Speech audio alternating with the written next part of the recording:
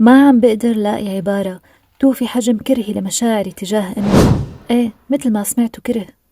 طبعا أنا ما بكرهها هي، أنا بكره المشاعر يلي بتخليني دايما حس إني شو ما عملت ما عم بقدر وفيها حقها. بيقولوا ما بيعرف قيمة الأم إلا اللي بيصير أم.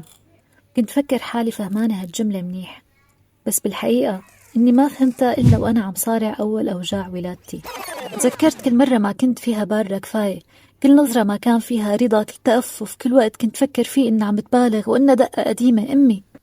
أمي كيف تحملتي كل هاد؟ كيف عدتي هالوجع مرة ورا مرة ولسه قلبك ما بيعرف إلا يحبنا؟ هون فهمت إنه الأمومة مو مجرد رعاية، الأمومة فيها سر. تعالوا نكتشفه سوا. مهما اتسعت تعابيري فلن تجاري الدقة في وصف الأمومة. هي رسالة سماوية وتجسيد أرضي لصفة الرحمة الإلهية. إلزم رجلها فثم الجنة. هكذا اختصر نبينا الكريم صلى الله عليه وسلم البذل الذي لا يقاس، البذل الذي وصفه رب العالمين بوهنا على وهن، ضعف فوق ضعف، استنزاف للجسد والروح، يبدأ من لحظة الحمل ولا ينتهي حتى وإن أصبح الطفل رجلا.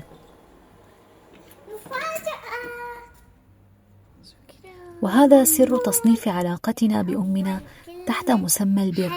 فما هو البر؟ أمي يا أمي والدنيا في أحلى ولا أحلى، في أحلى ولا أحلى، في أحلى. العلاقات الإنسانية في علوم المجتمع إما ظلم أو عدل أو بر. العدل مفهوم أن أعطيك ما تستحق، أما البر فهو أن أقدم لك روحي دون مقابل، أتجاوز عن خطئك دون ما اعتذار. فهل يحكم البر علاقاتنا فعلا بوالدينا؟ حين أنظر اليوم لأمي لا أتذكر فقط الطعام الذي كانت تصنعه لنا بحب، بل أتذكر روحا كانت تزرع الطمأنينة بداخلنا دون أن نشعر. أمي لم تكن تعطينا دروسا في سلامة الصدر، بل كانت تعيشها أمامنا، تسامح من أذاها، تحسن الظن بالجميع. كنت أظنه ضعفا وسذاجة، لكنني اليوم أفهم أن العفو يحتاج لقوة إيمان هائلة وارتباط وثيق بالله.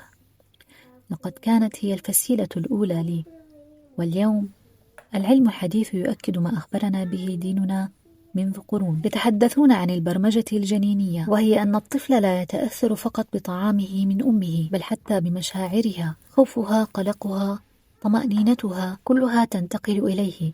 حتى أن الدراسات أثبتت أن العلاقات العاطفية مع الأم في السنوات الأولى تشكل طريقة الإنسان في رؤيته لنفسه وللعالم من حوله. فالطفل الذي يرى نفسه من خلال عيني أمه محبوبا كبر وهو يشعر أن العالم آمنا، وإذا كبر محروما من حنان الأم قد يقضي عمره كله وهو يبحث عن مصدر للأمان. وكأنما الأم هي مرآة للطفل تنعكس فيه صورته ليتعامل معها بقية حياته.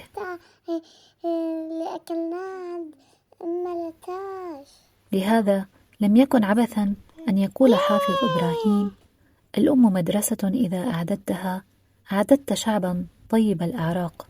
ولا نابليون حين قال: أعطني أما صالحة أعطيك شعبا عظيما. فالأم لا تربي فقط، بل هي تبني جيلا كاملا. أما نروح أنت راح تعملنا من الكبد. أحيانا أفكر كم مرة نجوت بحياتي بدعوة من أمي، كم بابا انفتح لي بسجدة منها. أمي ليست مجرد حضن دافئ، بل هي حصن من الدعاء. يكفيني أن أسمع اسمي بدعائها لأشعر أن الدنيا كلها حيزت لي. ربما البر الحقيقي ليس بأن نصل للكمال، بل بأن نبقى واعين لحجم هذا العطاء، وهذا ما يدركه تماما كل من فقد أمه. فيا من لا تزال تنعم بدعواتها، قبل يديها اليوم، واعلم أن التوفيق الذي تعيشه ليس بذكائك بل ببركتها. سمعت من يقول: إذا ماتت الأم نادى مناد في السماء: يا ابن آدم، ماتت التي كنا نكرمك من أجلها، فاعمل صالحا نكرمك لأجله. اللهم صبر كل قلب فقد هذا المدد الغيبي، وفقد الكفين اللذين كانا يرتفعان للسماء لحاجته قبل أن ينطق هو فيها. استثمروا في رضا أمهاتكم، واعرفوا أن كل نجاح ليس إلا بدعوة استجيبت لها في جوف الليل. اعتذروا عن كل لحظة تقصير، قبلوا الآيات التي تجعدت وهي تهتم بكم وتمسح دموعكم.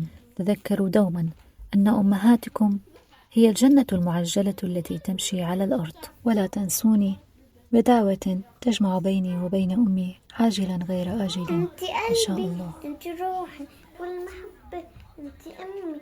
أمي أمي يا أمي، ماما ماما أمي. أنت اللي روحي، أنت اللي روحي.